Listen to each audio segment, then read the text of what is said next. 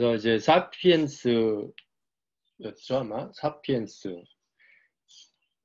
500페이지라 읽느라 힘들었지만 뭐 얼추 봤는데요. 거기도 초간에 챕터 두꺼운 부분을 신석기 시대를 조명하더라고요. 그러니까 신석기 시대에 교육과 경제와 놀이가 다 결합이 돼 있었다, 하루 종일. 그래서 아이들이 그 짐승털로 만든 옷을 입고 뛰어나가서 아침부터 하루 종일 애들이랑 동네 애들이랑 뭐 자기네들 뚝딱거려서 만든, 아니면 아빠나 엄마나 할머니나 삼촌이 만들어준 뭐 주먹도끼, 뭐 뭐죠, 나무 이렇게 끼워놓은 돌망치 이런 거 들고 뭐 소꿉장난을 하던, 뭐 대량 만들어낸 활궁 이런 거 들고 나가서 짐승을, 작은 짐승들 쫓아다니던, 뭐 칼싸움을 친구들끼리 하던, 뭐 이제 그러고 노는데, 거기 그 안에 놀이와 과학과 문화 뭐 다 들어있었다는 거죠. 그리고 어른들도 그 안에서 경제의 삶을 영위했고, 애들 교육 뭐 여러 가지 모든 게 이제 그 안에서 이제 자급자족이지만 그 안에 교육과 경제 모든 게 결합이 돼 있었고 엄연히 존재했다는 거죠. 되게 오랜 세월을 그렇게 살았다는 거죠. 그래서 이제 요즘은 이제 스마트 시대가 됐기 때문에 뭐 IoT, 빅데이터 뭐 많잖아요. 뭐 인터넷. 근데 이제 이런 기술들을 그 자급자족의 정신에 결합을 하기 시작하면 이제 또 다른 대한경제가 만들어질 수 있다. 더 인간의 본능에 더 이렇게 뭐죠? 더 궁합이 좋고 더 신나고 더 건강하고 뭐 좀 그런 쪽 삶인 거죠. 인공지능이 완전 점철돼 있는 뭐 이렇게 기본소득밖에 지금 대안을 제시를 못하고 있잖아요. 전 세계적으로. 그래서 이제 또 다른 대안, 그러니까 좀 더 인간 본연에 충실한 이제 그런 대안으로 이제 얘기를 드리려고 하는 거죠. 그래서 일단 제가 이런 생각을, 물론 이제 이런 흐름은 전 세계 선진국에서 이미 오래전부터 조금씩 시작되고 이제 그런 게 커지고 있고 그렇긴 하지만 이제 저희 나라만의 특유한 이력 때문에 이제 더 저는 이쪽으로 어, 중요시하고 있는 것 같아요. 왜냐면 이제 토지와 경제정이라는 책을 한번 보시면 이게 조그맣고 얇은 책이에요. 그러니까 대천덕 신부라고 미국인 신부가 이제 몇십 년 전에 한국에 와서 강원도 태백에 이제 아름다운 유럽식 주택을 자급자족으로 지었죠. 두 부부가 만들어냈고, 뭐 그동안 동네 사람도 조금씩 도와주면서 지금 가보시면 뭐 이렇게 뭐 창고, 도서관, 뭐 합숙소 뭐 등등 여러 가지 건물이 주변에 이렇게 형성이 됐어요. 그래서 조그만 마을을 이루고 나름의 자급자족 삶을 수십 년째 해오고 있는데, 이제 그 창립자가 지금은 돌아가셨지만 이 책을 쓰고 죽었어요. 그러니까 우리나라를 몇십 년 살아보면서 우리나라의 문제를 보니까 토지, 결국 모든 악이 그러는 토지에 있다. 이제 그런 걸 잘 분석을 해놓은 책이에요. 막 데이터도 정교하게 넣어놓고. 그래서 뭐 우리나라가 최근까지도 OECD 20개국 뭐 10몇 개국에서 뭐 자살률 1위, 뭐 독거노인 자살률 1위, 뭐 청소년들 결혼 제일 안 하고 뭐 등등 이런 안 좋은 수치들이 많은데, 이제 그런 것들도 결국 따져보면 토지 쪽에 문제가 있다. 이제 그런 거를 잘 짚고 있어요. 그래서 재미있는 예를 드는 게 한국의 토지 시가총액이 이제 이게 나온 지가 10년도 더 된 책이지만 이미 6천조를 넘어섰고, 미국, 그 당시에 미국 전체의 땅의 50%를 살 수가 있는 돈이고, 뭐, 캐나다는 몇 배를 살 수 있는 돈이다. 그래서 우리나라가 이제 땅의 규모에 비해 이제 거품이 너무 크다는 거죠. 그래서 이제 이 톨스토이 얘기를 해요. 이번엔 톨스토이인데, 톨스토이가, 어, 했지만, 네, 장개석, 대만의 창립자 장개석, 중국의 창립자 모택동, 둘 다 여기 나란히 서 있는데, 이 둘한테 잠깐 가르칠 기회가 있었어요. 그래서 여러 가지 가르쳤지만 둘 다 노선을 완전 다르게 갔죠. 자본주의, 공산주의. 근데 둘 다 지킨 거 하나는 이제 토지 정의를 나름 뭐 딴 계산도 있었겠지만 톨스토이가 굳이 말한 것 중에 그거를 둘 다 지킨 거예요.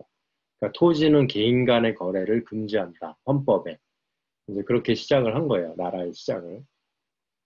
그래갖고 이제 홍콩, 싱가폴, 대만 이런 게 이제 그런 정신을 계속 여기까지 하고 있는데 지금도 보면 싱가폴 같은 경우 보면 젊은 사람들이 이렇게 결혼할 때 집 걱정 때문에 결혼 못하고 이런 일은 전혀 못 듣거든요. 그래서 지금 뭐 우리나라도 좀 앞서가는 정치인들 이재명이다 뭐 여러 명들은 이제 그런 정책을 받아들여서 뭐 해보자 뭐 이런 얘기를 좀 하는데 하여튼 이제 토지 정의가 되게 이제 어떤 경제의 흐름의 이제 원초적이고 중요한 포인트라는 점이 있어요. 그리고 이제 그 신석기 챕터, 그러니까 그 사이피엔스란 책에 신석기 챕터도 나오지만 이제 신석기 때 저렇게 자급자족을 하다가 이제 중세 시대에 넘어와서 마을 안에서 거진 자급자족이라 봐야죠. 이때도 뭐 대장간이 있고 좀 더 분화파가 되긴 하지만 이제 농부들이 있고 그래도 그 마을 안에서는 99%다 자가생산, 자가소비한 거죠. 뭐 어쩌다가 이제 외부에 바치긴 했겠죠. 그러다가 이제 최근에 몇백 년 전에 이제 산업혁명이 일어나면서 우리가 공장으로 다 빨려 들어가 일을 한 거잖아요. 뭐 우리 세대만 해도 아니지. 우리 세대는 이제 인터넷 혁명이 일어나면서 인터넷으로 다 빨려 들어갔다면 저희 부모님 세대만 봐도 공장으로 다 빨려 들어갔어요. 그때는 뭐 대학 갈 생각도 대부분 못하고 이제 공장에 취업하고 돈을 벌어야 되는 여공, 구루공단이 원래 그걸로 유명했죠. 여러 군데 있지만 그렇게 살아왔는데 그래서 이제 지금까지 최근에 이제 4차 산업혁명까지 얘기가 되죠. 이제 3차 산업혁명 밑에서 우리 살아오다가 이제 인터넷 혁명을 만나면서 또 IoT, 빅데이터, 인공지능을 만나면서 이제 4차 산업혁명 얘기가 이제 끊임없이 나오고 있죠. 근데 이미 우리는 3차 산업혁명을 과거로 바라보고 완벽하게 정리가 됐지만 4차 산업혁명은 아직도 미완성이고 이제 막 오고 있는 상황이죠. 그래서 뭐 4차 산업혁명의 징조들 보면 이렇게 점점 로봇으로 대체화되고 인공지능이 더 여기 들어가지고 뭐 옛날엔 불가능했다고 맨날 과학자들이 얘기했지만 지금은 이런 가내수공업 쪽도 이제 로봇과 인공지능이 들어가서 바느질도 하고 이 덕분에 이제 중국에 들어가 있던 아디다스 공장들이 다시 독일로 복귀하면서 또 여러 문제들 이슈들이 발생했죠. 그리고 이제 사실 이 한계비용제로 사회라는 책도 읽어볼 강추드리는데 아직도 미완성됐지만 여기 예측이 벌써 10년도 넘은 책이에요. 근데 너무나 유명인사들도 이 책을 하나같이 이제 굉장히 강추를 하는 상황이죠. 그래서 예를 들어 혁명은 이 삼박자가 맞아 떨어져야 되는데 이제 통신, 그러니까 커뮤니케이션 통신혁명, 에너지, 그러니까 어떤 열이 있어요. 우리가 음식을 해먹던 따뜻하게 살던 거잖아요. 에너지. 그 다음에 우린 발로 시작했지만 뭐 자전거, 수레, 자전거, 이제 비행기, 뭐 드론, 뭐 스페이스X 우주선 이렇게 오잖아요. 그래서 하여튼 소통혁명, 에너지혁명, 이제 운송 뭐 이런 쪽 혁명, 전기자동차도 이제 로지스틱스죠. 근데 커뮤니케이션 혁명은 인터넷으로 거진 완성이 됐어요. 그렇죠? 문자 요즘 돈 내고 누가 쓰나요? 전화도 뭐 지금 줌도 그렇지만 공짜로 전화 뭐 수백 명이 붙어서 하는데도 공짜고 거진 완성이 됐죠. 지금 사실은 휴대폰 비용 아깝게 여러분 내고 계시죠? 월 5만 원, 3만 원, 10만 원. 이것도 사실 기술적으로 이미 정복이 돼서 제로가 될 수 있는데도 불구하고 단지 정치적인 기득권적인 이슈로 유지가 될 뿐이죠. 그리고 에너지도 뭐 이 한계비용제로 사회에서는 에너지도 무어의 법칙 이상으로 빠르게 발전해서 이미 풍력과 태양 기술만 이용해도 모의 법칙을 적용해서 10년 안에는 뭐 인류가 필요한 절대 에너지 총량이 있는데, 그러니까 인구를 어느 정도 고려했을 때 그거의 6배를 쓰고도 남는 수준이 이 바람 안에 존재하고 태양광 안에 존재한다. 그러니까 바람만 놓고 계산을 해도 그렇게 떨어지는데 태양광까지 하면 뭐 오죽하겠냐. 이제 그러면서 이제 굉장히 낙관적으로 보죠. 물론 이제 10년이 지나서 보니까 생각만큼 태양광 발전이 빠르게 되지는 않는데 이제 여전히 그 방향으로 가고 있는 건 맞고, 뭐 지연이나 여러 조력이나 더 방법은 있지만 하여튼 에너지 혁명이 완벽히, 그러니까 에너지 혁명이 완벽히 정복된다는 건 이렇게 생각할 수 있을 것 같아요.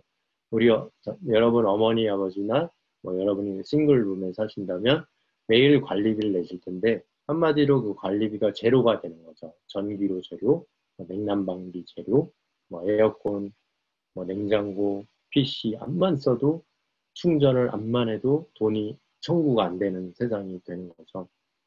그래서 그게 굉장히 빨리 좀 다가오고 있고, 그 다음에 로지스틱스도 좀 무섭게 발전을 하고 있다 봐요. 그러니까 현대도 뭐 5년 안에 드론 택시를 빌딩마다 이제 주차시켜서 이제 뭐 배민도 이제 그렇게 해서 배달이 오는 거고, 뭐 피자를 드론으로 배달한 건 이미 10년 전에 미국에서 여러 번 테스트를 했었고, 그래서 뭐 아마존도 이미 여러 번 테스트했었고, 단지 한계점은 법과 그 배터리 채공 시간. 지금 2시간, 우리나라에서 세계 최고죠. 요즘 부산에서는 2시간짜리, 뭐 이제 6시간짜리 얘기를 하고 있죠. 근데 하여튼 이쪽도 굉장히 빨라지고 있어요. 그래서 한마디로 10년 안에는 자가용 비행기가 집집마다 생길 것 같고요. 그게 태양광으로 이제 채공 중에 충전이 되면서 실시간으로, 코로나도 있으니까 가족끼리 블록체인으로 미국에 비자 없이 바로 들어가서 만날 사람만 딱 만나고 뭐 여행하고 또 오고 뭐 이런 세상이 충분히 이제 가능해질 것 같다는 거죠.